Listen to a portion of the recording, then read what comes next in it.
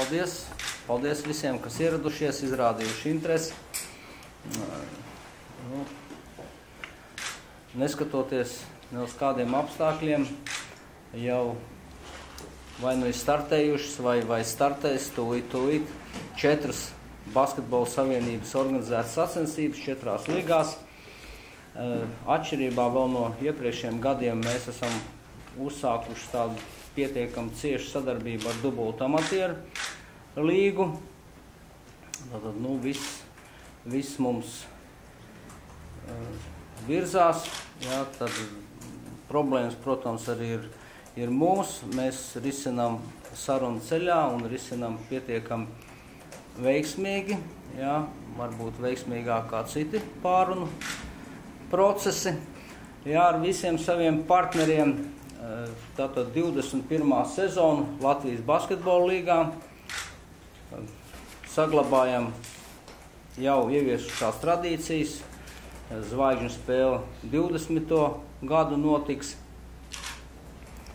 Basketbola līga par šiem gadiem ir pierādījusi sevi kā pietiekami spēcīgs mehānisms, norādot jau tik to, ka šauļos Latvijas izlasē šogad spēlēja tieši 5-6 basketbola līgas pārstāvi.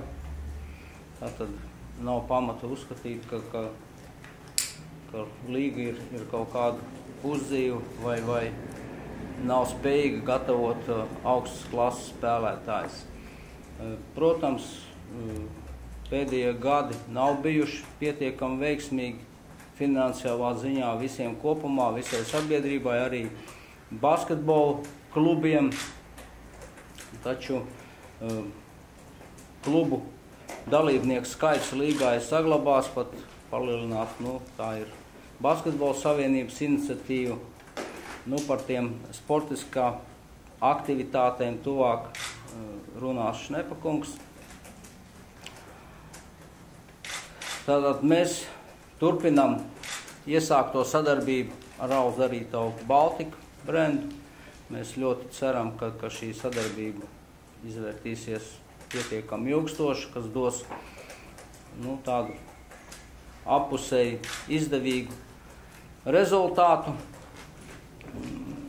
Tad mēs esam priecīgi, ka nopietnas brands ir izvēlējies mūsu Basketbola savienību par sadarbības partneri, un tāpēc mēs esam ļoti apmierināti šai ziņā.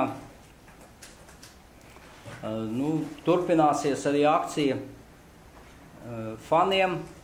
Šī akcija sāksies novembrī, tātad faniem uzmanīgi jāseko līdzi Latvijas basketbola līgas spēļu kalendāram. Tātad šai akcijai būs jauns partneris, atšķirībā no iepriekšējā gada. Šogad tā ir Škoda. Jā, tad viss tiek attīstīts. Vēl viens tāds, kā atbalsts, varbūt ne ļoti liels, bet pirmais solis tiks izdarīts.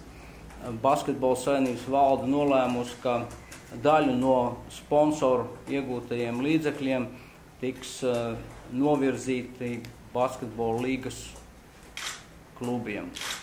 Jā, tā varbūt tas finansiālais atbalsts nebūs tik grandios un nopietnas. Tas viss atkarīgs ir no iegūto līdzekļu apjoma. Ja iegūtie līdzekļi būs lielāki, tad attiecīgi arī klubu atbalsts no savienības puses būs lielāks. Tāds apmēram ir tas redzējums, kā mēs domājam turpmāk attīstīt visu basketbolu Latvijā, ciešā sadarbībā ar partneriem, ar esošiem, protams, iespēju robežās iesaistot arī jaunus partnerus. Paldies! Labdien, klātsošies! Lai man ir jāstāsta par sportisko aktivitāti, es tomēr vēlreiz pateikšu paldies akcijas sabiedrībai Alteris, Alus Darītavai Baltika un personīgi Anželikai, kā mārketinga eksperts saskatīja šo mārketinga un reklāmas un atbalsta dimensiju tieši Latvijas basketbolā, un ne tikai kaut kādā tur vienā vai otrā basketbolistā vai vienā vai otrā komandā, bet tieši, teiksim, ar tādu redzot šo visu laukumu Latvijas basketbols 1., 2., 3. divīziju un, kā jau tika pieminēts arī amatieru sacensībās, un es domāju, ka arī dubult amatieru līgā šo atbalstu sajutīs visi, kas nāks uz spēlēm, iesaistīsies, un es domāju, ka tāds konceptuāls redzējums un palīdzēs mums attīstīt kopīgi to projektu, ko mēs saucam par Latvijas basketbola līgā. Un uzsākot šo jauno sezonu, vispirms man jāsaka, ka mums ir patiesas prieks, ka mūsu Latvijas basketbola līgas pirmās divizijas kartē ir jauna pašvaldības teritorija, tā ir Jūrmala. Tad mēs paplašināmies, un es domāju, ka mums bija iespēja arī būt Jūrmalas domē, runāt ar pilsētas vadību, un ir skaidrs, ka šī pašvaldība ar lielām iespējām, ar milzīgām sportiskām tradīcijām varētu kļūt par jaunu atbalsta punktu basketbola attīstībā. Viņam ir gan īstermiņa, gan ilgtermiņa mērķi attiecībā uz komandas attīstību, gan arī uz infrastruktūras attīstību. Tad mums ir principā vienošanās arī ar diviem mēdījiem par to, kā tiks atspoguļot Latvijas basketbola līgas sezonas. Tad vismaz 15 TV translācijas Latvijas 7. kanālā. Trešā lieta, ko es gribētu atzīmēt, ka tas, kas pagājušo gadu tika ar Baltikas palīdzību pieteikts kā unikāls, šobrīd jau ir kā norma. Mēs varam droši pateikt visiem Latvijas basketbola līdzjutējiem, ka būs šī fanu akcija, būs iespēja sezonas gaitā aktīvi sekojot līdz notikumiem, tikt pie jaunas Škoda Octavijas mašīnas sezonas noslēgumā.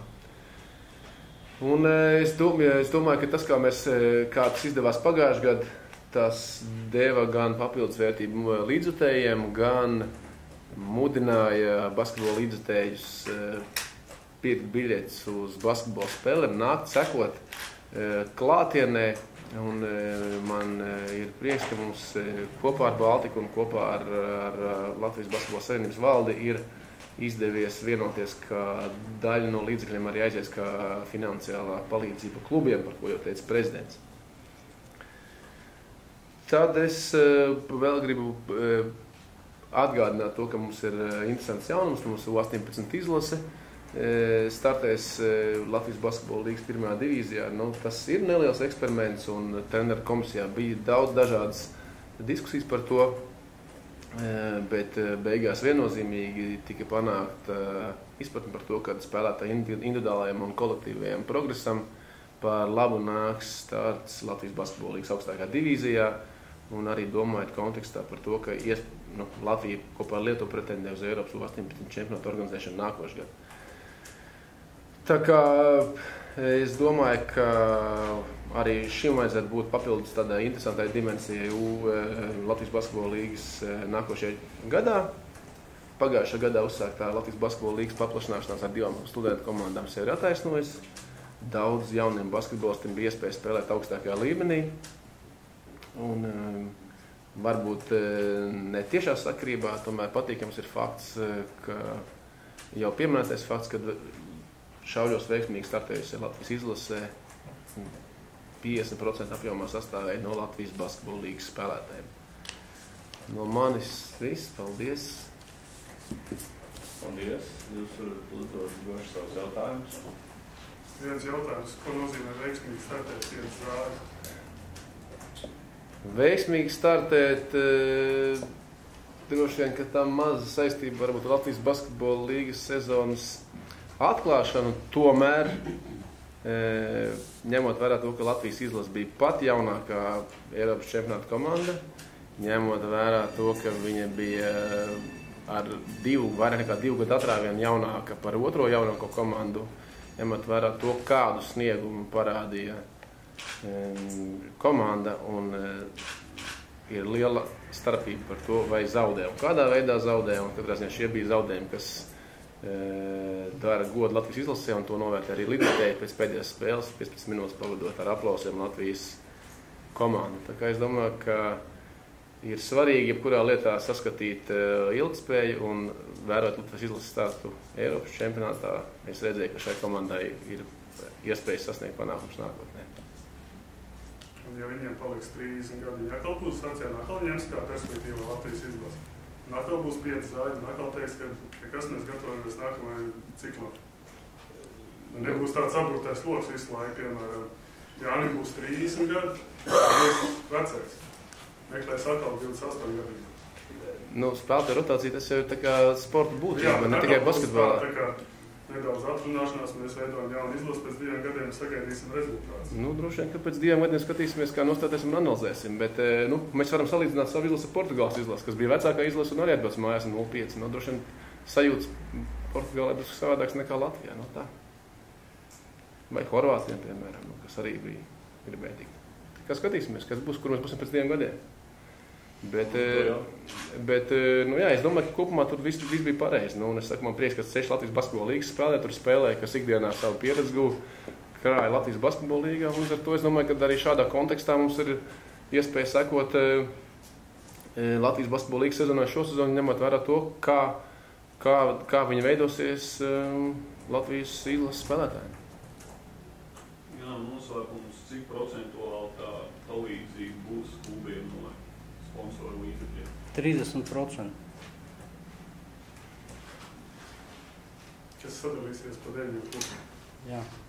Nu, pa 8 droši vien, jā. 8 droši vien, jā, jo tas viens ir mūsu paši. Mūsu paši, jā, tas tā kā mēs paši būtu sev atbalstīt. Runājot par jūsu pašu klubu 18 psihologs ir domāts piesaistītāju komandai, jo tur var būt rasties sportā jau tādu psiholoģisku problēmas tiem jauniešiem, ja viņi ir tikuši, kā rūpīgi runāt, veču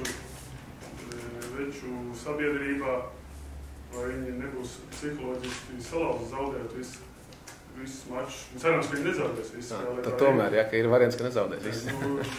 Līdzjutēji ceļā, nebūtu galēcīgi.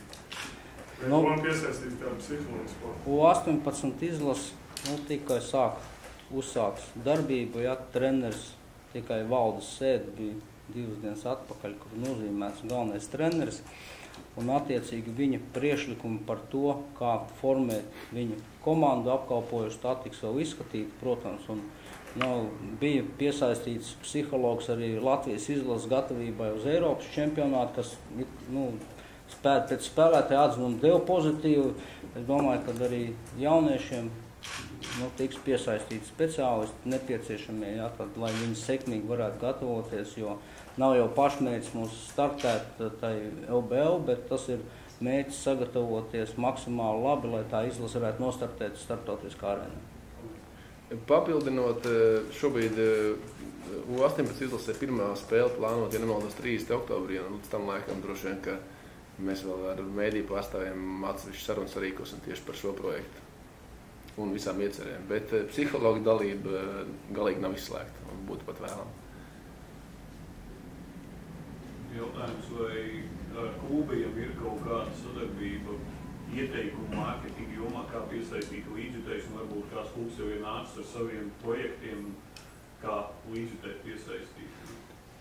Jā, mums patreiz tieši noris varbūt, ka ir tikko beigusies, bet šodien 11. sākās Latvijas basketbola klubu mārketinga sanāksme, kur ir 2 lektori uzaicināti, un tas ir galvenā tēma uzsākot sezonu par to, kā sadarboties līgai un klubiem, lai panāktu sasniegt tos mērķus, kas ir mārketingā, reklāmas līdzekļu piesaistē, skatītāju piesaistē un visos tam līdzīgos. Tā kā tas par to tika runāts uzsākot pagājušo sezonu, un es saku, tieši šobrīd arī tas ir diskusijas galvenā tēma. Es domāju, ka būs ok. Protams, ka atkarībā no klubu rocības tur ir dažādi izpratni par šīm lietām, un varbūt, bet ir katrā ziņā lielākā daļa klubu ir aktīvi un cenšas iedziļināties, saprast un domā. Un es domāju, ka mēs kaut kāds solīts atkal būs pozitīva virzienā šo sezonu arī.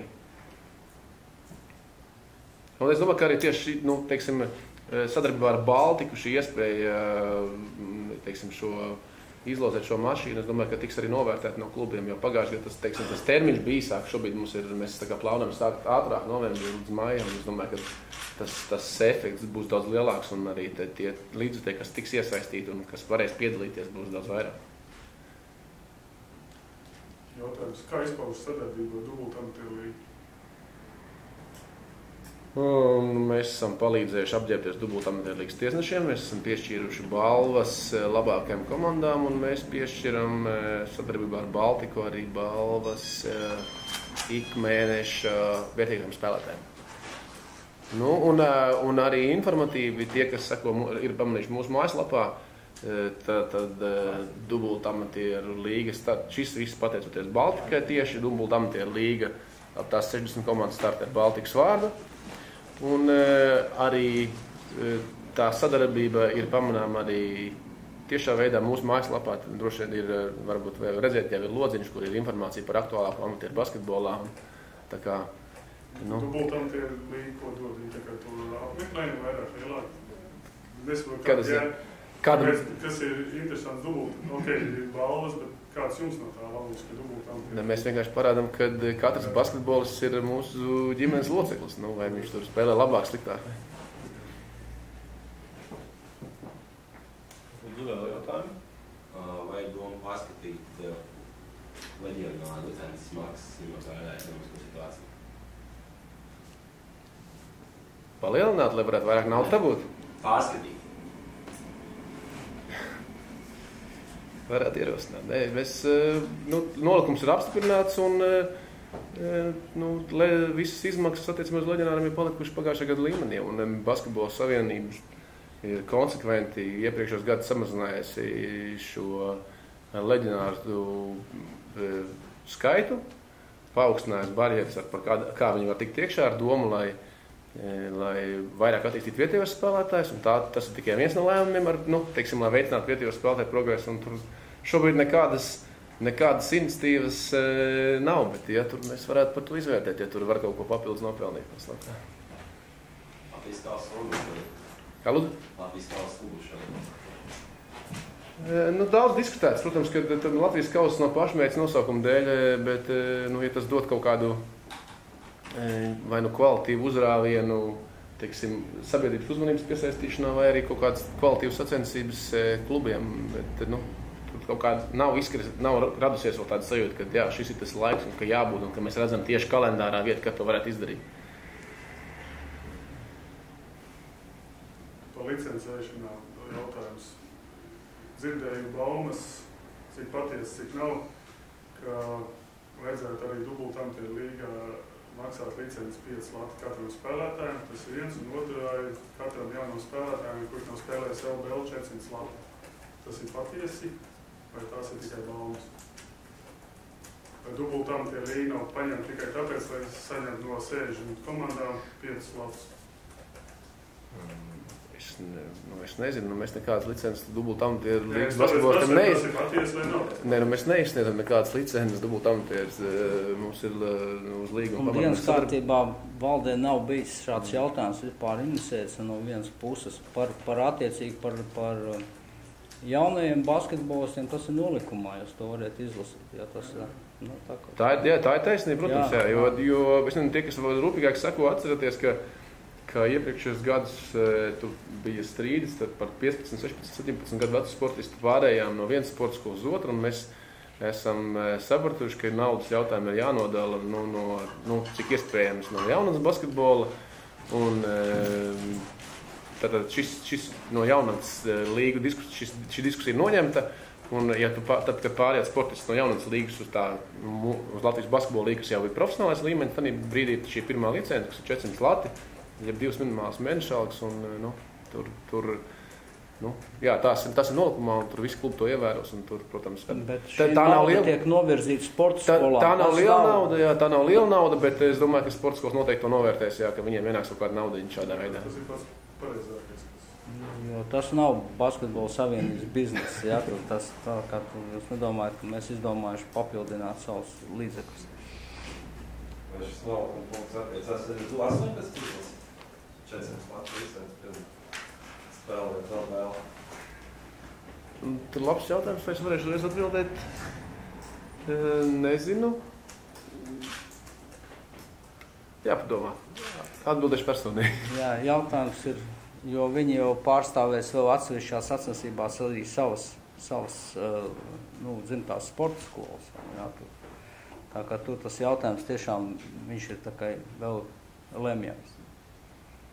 Nu, jā, nu, tas tā kā rada nelielu, teiksim, tā mūsu pašu komandas dalība rada tur to, teiksim, nu, vairāks jautājums, vai mums ir jāatmaksā, nu, tur nauda vienā kabatā otrā, līdzīgi kā šeit, vai mēs sniegsim palīdzību 18 izlasē, ne, mēs par viņu visur maksājam. Nu, tā kā tas ir labs jautājums, jā. Tad atbildi var gaidīt kādu?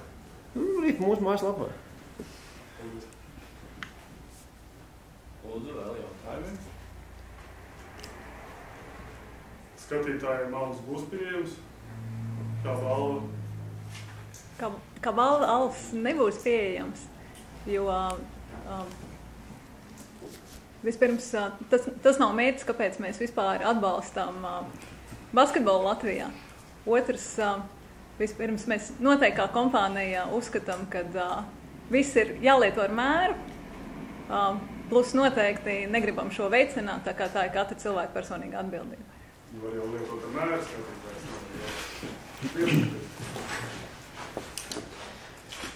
Tad nē, jā? Nē. Bet iegādāties varēs, spēļu norises vietās, jā, tā kā, nu.